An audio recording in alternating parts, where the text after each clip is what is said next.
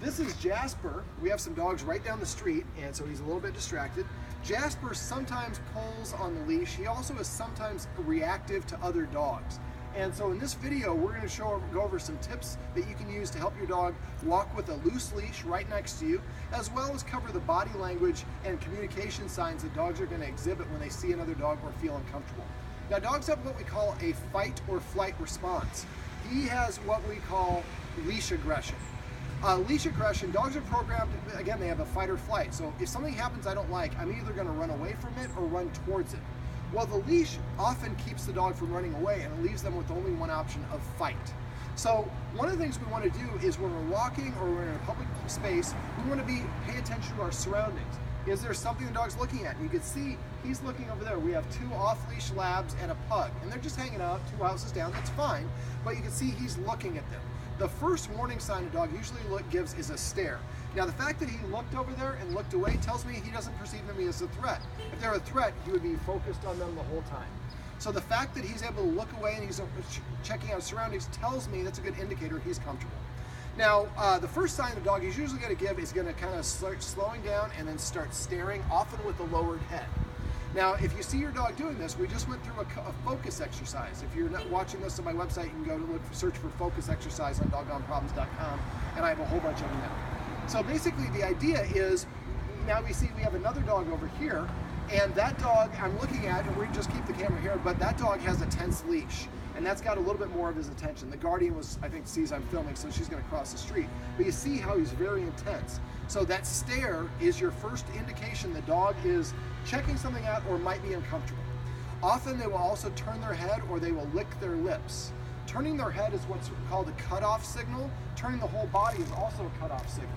So if you see your dog doing those things, he's communicating that I'm uncomfortable. Also, they can turn their head and yawn. That's a calming signal. That might mean that I'm uncomfortable or that I want you to relax and chill out. And everybody's so nice in this neighborhood. All right. That's so his favorite person that's in his the favorite world. person. So, and you can see he likes it, but he's not out of balance. Now, if she were to walk over here, he'd probably get more and more excited.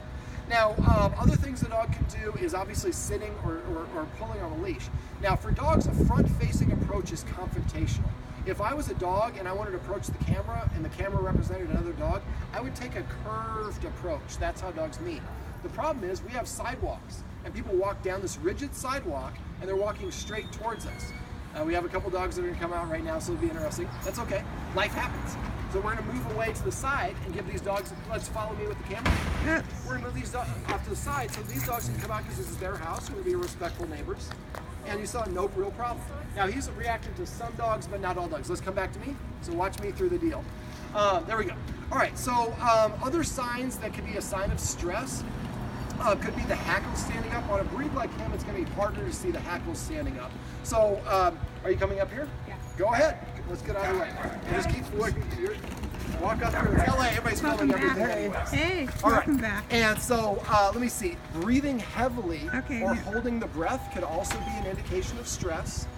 Moving I've slow. lost your head. What's that? I've lost your head. Okay, go on. Okay. Moving very slow can also be a warning sign to another dog. Now, if I'm walking down the street and all of a sudden my dog stops and doesn't want to come with me, a lot of times we get very upset. We're like, come on, we jerked the leash. I gotta go. We're doing this for you. Well, the dog might be saying, I'm uncomfortable with the dog or the person, the situation down there, and so you're not listening to me, so I'm stopping. And what we normally do is we force the dog to go on. And we break our dog's trust with us and also teach the dog, I have to look out for my guardian as opposed to my guardian looking out for me. So if your dog does stop or gives you any of the warning signs I just got done talking about, take note of your surroundings. And if your dog is staring at a dog or a person or a situation, you want to increase the distance. My 2 tests, can I get the dog to sit? If he's sitting, the dog won't sit if it's uncomfortable. And will it take a treat? If he won't take the treat, just like us, if I'm about to get in a fight and somebody offers me some pasta, I'm not going to be hungry because I'm ready to battle. And so for him, if he thinks he's warning or he's in trouble or whatever it is, he's not going to want to take a treat. Okay, so these are tips and tricks that you can use to help your dog if it's reactive, to know what to look for. And once we know what to look for, then when we're on about and we see our dog giving those signs, we can give them away, help them focus, or get them out of that situation. Now the rest of this video, I'm going to cover loose leash training. Now, dogs, like I said, have an opposition reflex. So they are programmed to pull against the leash. Most of us, we try to pull our dog into position, and right now I'm pulling, and he's putting tension on the leash. He's pulling against it. So what I want to do is I want to teach the dog that when it gets to the end of the leash, and the leash gets tense, that it needs to come back to me. Now, the Guardian was a little indecisive when we started. You want it on the left side or right side? Right. Right side, perfect. All right, so the Guardian's gonna stay right there. I'm gonna walk back and forth on the sidewalk. What you're gonna see is as soon as he passes me, I'm going to stop, and I'm gonna let him continue to walk. Once he gets to the end of the leash, I'm gonna make a kissing sound, like a smooch, like, and then he'll look at me, and when he does, I'm gonna crouch down, and I'm gonna offer him a treat when he comes back to me. So what we're trying to program the dog to do is when you get to the end of the leash, you just turn around and come back to the human, and you get a treat. We'll see how it goes. He's a bit of a mama's boy, so he's probably gonna wanna stay and look this direction. We'll see how it goes. All right, Jasper, come on, buddy.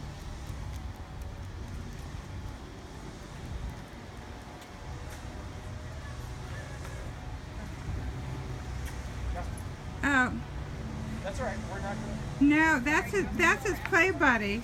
Okay. What's that? That's his play buddy. I know, but we're doing a video, so we'll have to do this a little bit later on. He's a good-looking pooch. All right, so we'll use that as motivation. So there you go. Jasper. Jasper. Jasper. Sorry. It's okay. Life happens. No, for her, not you. She came out and saw us that way. All right, so again, I'm walking. Follow me with the camera. I am. Try to keep me centered. There we go. Well, that's a harder thing. There we go. Oh, it's right here, buddy. All right, so we're going to try again this way.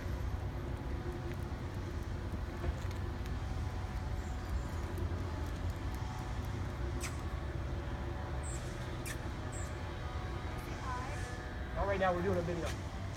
Sorry. His buddy, she wants to say hi, but we're doing this video. All right. Actually, you want to call him? I just tried to. We're trying to teach him to walk with a loose leash. I'm sorry, but next time you come back, you'll play with him as much as you want. Gone for so long. Jasper, if we were in the middle, if you could hang out for a sec, I can wrap up this video. Oh, that's bad. Okay. All right. Thanks. Okay, so he's not coming really, he's not pulling ahead of me because he wants to be with his Guardian. So we're gonna practice this with her. I just wanted to demonstrate. So as soon as he gets in front, you just stop going, you let him go to the end of the leash, you have it, and as soon as he gets to the end of the leash and it gets taut like that, you make a kissing sound like, and then he comes back to you, you give him a treat. And then you continue walking in the same direction. Now another little tip is a lot of times when we're going for a walk, we're thinking of the duration or the destination of the walk. I'm going to, across Wilshire or San Vicente or wherever I'm going. And then the dog sniffs and wants to go everywhere, and we get frustrated with the dog for not doing what we want. Well, what we do instead is come out of the building and practice walking 2 houses down that way, and then turn around and walk 2 houses this way. And instead of saying a duration, or a destination, we're just gonna say, I'm gonna do this for 15 minutes, or 10 minutes, or 5, or however much time the Guardian has.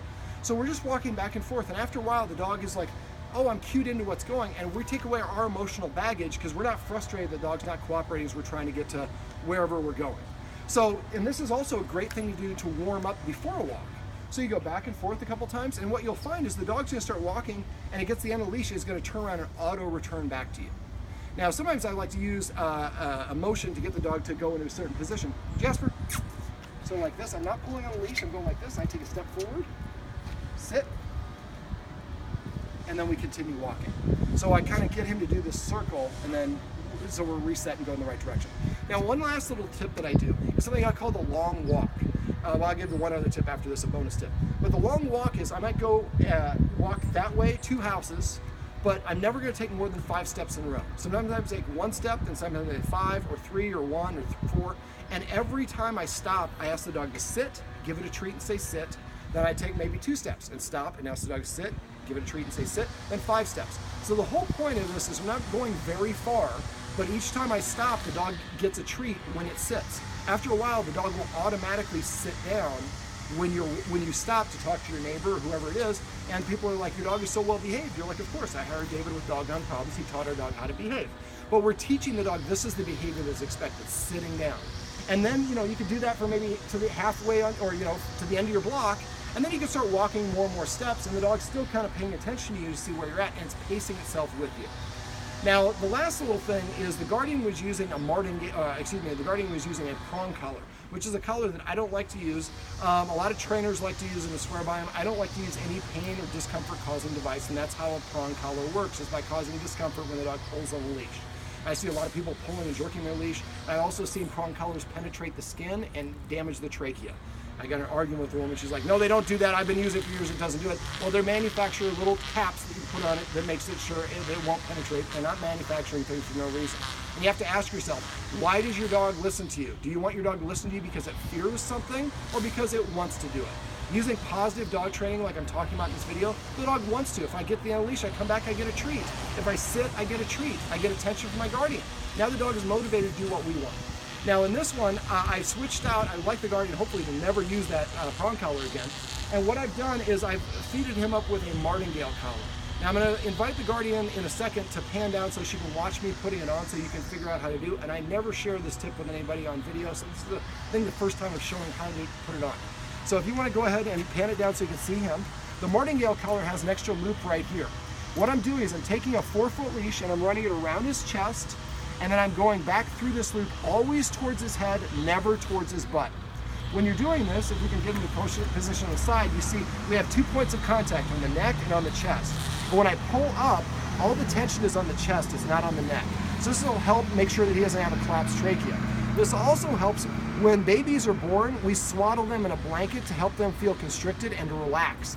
Science shows that this cinching right here also has the same effect on a dog. Now I'm going to have you come back to me and I'm going to tell you the 5 rules that I use for a structured walk. Now this is not my preferred way of teaching a dog with a loose leash. The stuff that I just got done going over is what I want the Guardian to practice. I'd like to practice that at least twice a day. So he's coming out for each one of those things. Coming out, practicing the stopping every up to 5 steps and sitting and getting a treat, and then walking, and then another next time, come out and practice, and as soon as the dog walks in front of us, we stop, ask the dog to come back, and then we turn around and keep on going. So the idea is, I'd like the Guardian to do each one of those twice a day. These should be like 2 to 5 minutes, not a very long time. And then we can go for a walk afterwards. It gives you, just do it every time you bring them out to potty. So you're just making that part of your ritual. I also went over ways to provide a little structure. We have steps so we come down. So don't let the dog race down the steps. Stop every couple steps and pause, make the dog pace you on the steps.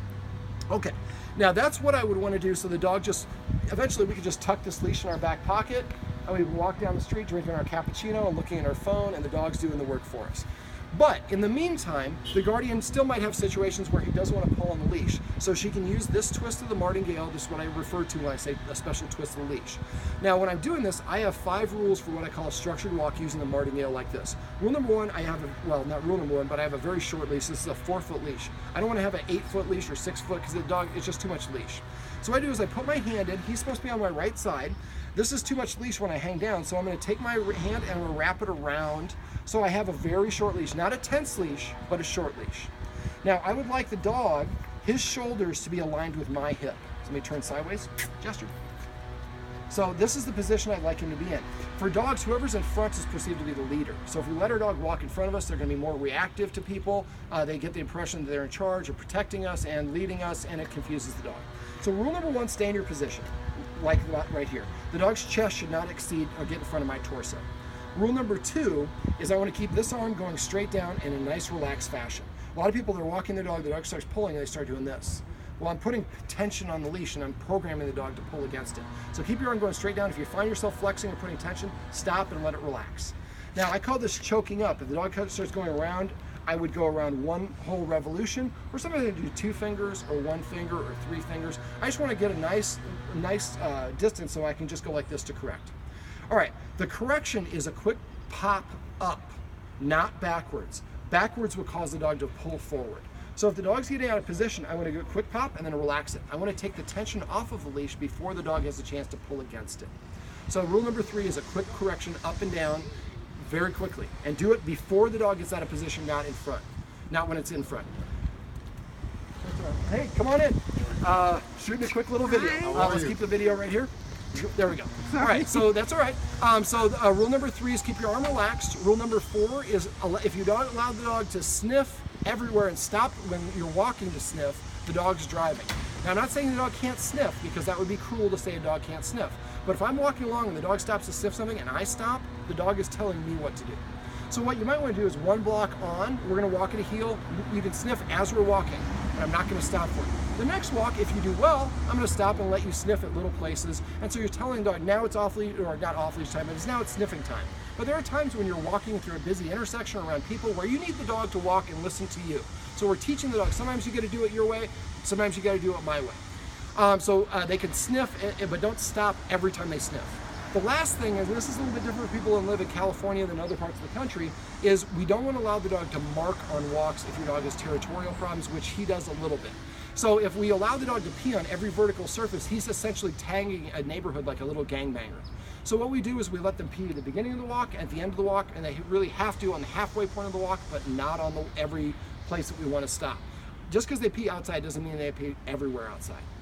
Okay, these are tips and tricks that you can use to stop your dog from pulling on the leash and teach your dog to walk with a loose leash.